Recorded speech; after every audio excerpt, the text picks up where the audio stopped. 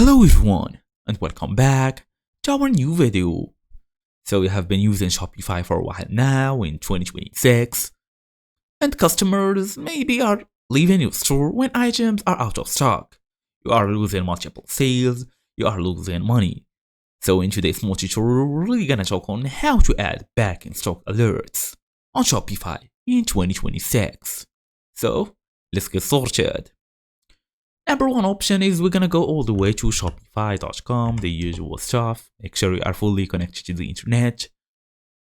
It's time now to do a quick login using your email address and password. Now we are here, this new page, you have multiple options, designer store, products to sell, payment providers, you even have this online store section where you can edit your gems, pages, or even more. As for now, we're gonna go and open this app section. Well, this place here is where you usually get the apps like just.me, Pinterest, Google and YouTube or even more. But for today we are looking for back in stock apps like Back in Stock, Notify Me or even Restock Alerts.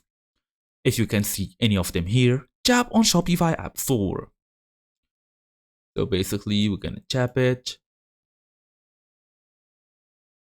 Okay, let's open it in new tab. Basically, this is the store, as you see here. If you can see it also in here, we're gonna go and look in this search bar.